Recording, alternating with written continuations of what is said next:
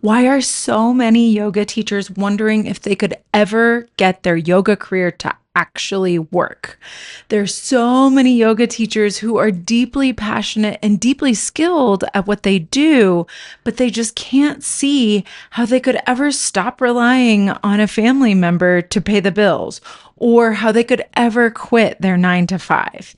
And there's a real mismatch here because it is possible to do all these things and to teach full time and to sustain your life with teaching, but we're missing something. We're missing one key business skill.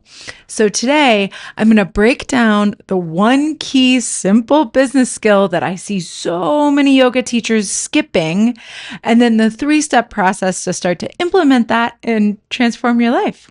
Teach yoga full time. Start to build the life that you know is meant for you, if that sounds good to you.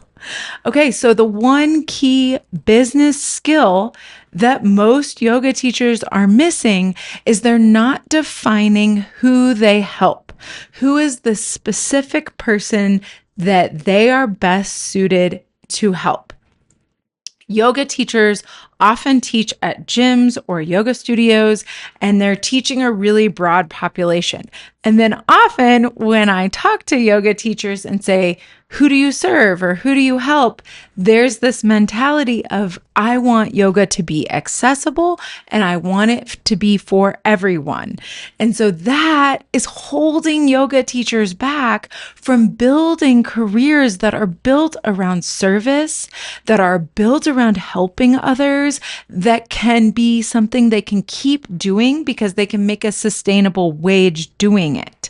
So we have to take some things from the business world to live in this capitalistic society and then do the thing we really care about, which is live a meaningful life, help others, be passion driven, use the things that we were given to best serve the world. So you have to define who you are best suited to help. You can't help everyone. We all are unique. We all have unique ways of showing up, of speaking, of communicating, of offering what we have to offer. And if we can just be honest about our uniqueness, then we're able to draw the right people to us who we can deeply serve. When we deeply serve people, we are able to ask for more of value exchange. Money represents value. It is not evil. I've talked about this before. It is a way to show, hey, thanks for helping me with that. I appreciate it. That's how it works in this capitalistic society. Instead of trading something useful like a blanket or a house, we trade money. And money can be seen as just a value.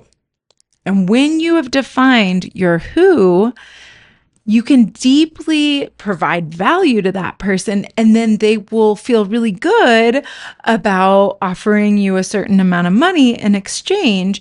And that is how you get to spend more time doing this thing that you're really, really good at, and that you can help others in a really big way, as opposed to being stuck in a job that doesn't really use your best gifts and that isn't really passion driven and isn't as useful to the world.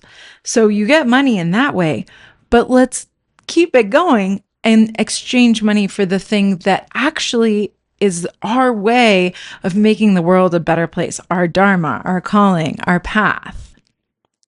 So how do you define this who?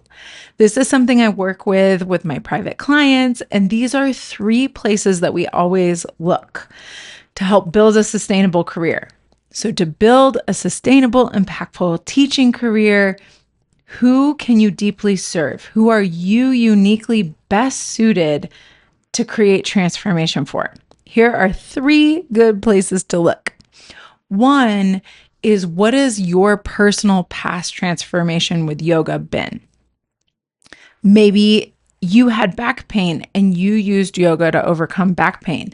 That will be a key towards how you can create deep transformation for people, as opposed to an all levels vinyasa flow. Don't get me wrong. I've spent years teaching all levels vinyasa flow. I had a blast. It was the best.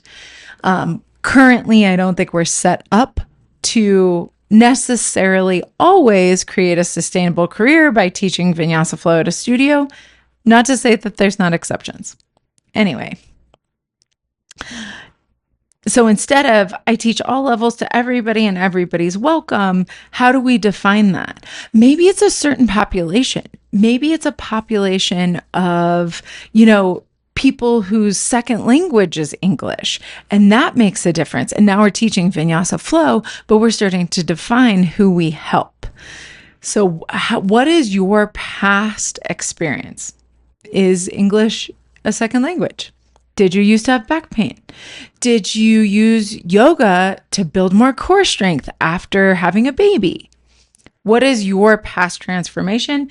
If you figured something out, you can offer it to other people and create a really big difference in their lives. A second place is to look is what do people already come to you for? Do they keep asking you about the Bhagavad Gita? Are you their go-to person when they're feeling stressed out? Are you their go-to person when they want to gain flexibility? What do people already ask you for? And so sometimes that's an indicator for what you could build something and build a program around and start to make that be some of your work or all of your work. And then the third place that I always have my clients look is, what do you love? What do you nerd out about? Are you nerding out about anatomy and you could just learn about it for the next 30 years straight? If you are that anatomy person, there are so many people who are not, right? Like there's so many teachers who don't want to deal with anatomy. But if you're nerding out about anatomy and you want to keep learning about it, you could build something really great and really needed and change the world with it. Are you nerding out about philosophy? Are you nerding out about the chakras and you could learn about that forever? Are you combining something like the Enneagram or personality tests? Are you combining that and you keep integrating that into your yoga classes? That could be an indicator towards a program that could be the foundation of a really well-paid, meaningful, impactful career. I hope that this was helpful. As always, you can DM me on Instagram or comment below if anything sparked inspiration or if you have any questions. Anytime a yoga teacher reaches out to me, it makes my day. I hope you have a wonderful day out there. See you in another episode.